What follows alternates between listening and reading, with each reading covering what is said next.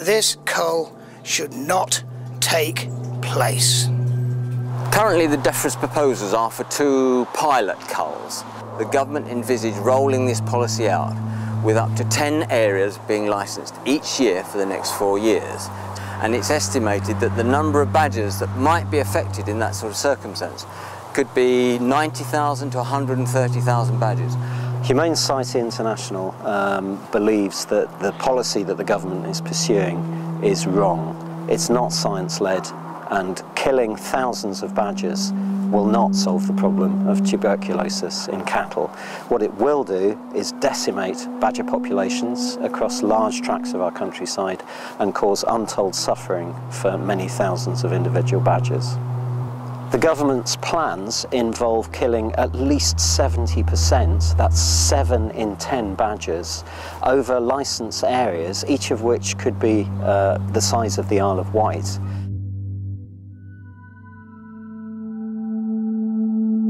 Badgers are, that terrible word, I'm going to have to use it, iconic, you know, to British wildlife.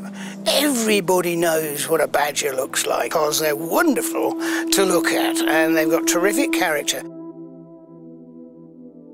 Our major concern is about the welfare risk, the risks of wounding, the risks of suffering being caused. But also there's an ethical question about whether one believes it's right that badgers over large parts of Western Britain should be virtually eliminated from huge swathes of the countryside. I cannot believe that they are going to be able to go out in pitch darkness, badgers are totally nocturnal, and to be able to shoot them. Because some of those animals are going to get maimed and they will bleed to death. They will probably crawl underground and die. It is truly a horrific situation. In 1997, the government of the day brought together a group of scientific experts to design a field trial, a huge field trial, to look at the impact of badgers on tuberculosis in cattle. That trial took 10 years to complete and cost £50 million. Well, I started working on the badger TB problem in 1975, and it was the brief was simply to look at the role of the badger in the epidemiology of TB in cattle.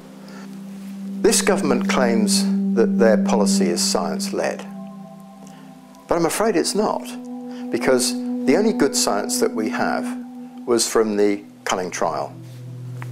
The main conclusion of the independent scientific group after the randomised trial had been completed was that badger culling can make no meaningful contribution to the control of TB in cattle in Britain. The government are proposing to do the pilots, and then they're going to mount up to 10 culling operations every year for several years, which could lead to the deaths of, using their figures, up to 130,000 badgers over a few years to achieve an overall, at best, 16% reduction in cattle TB. Now, there are those of us in the scientific community who actually think it'll make it worse.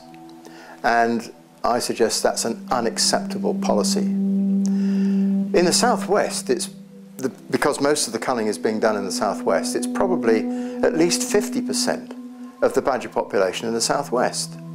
And in certain localities, there will be no badgers.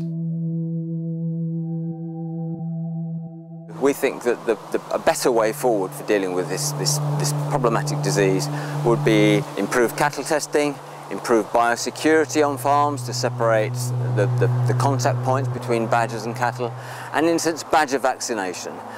We see that combination of methods being the more sustainable, more humane, more appropriate way forward.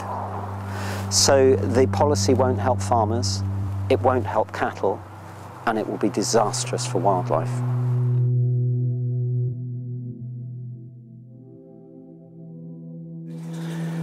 Kill the cull, not the badgers.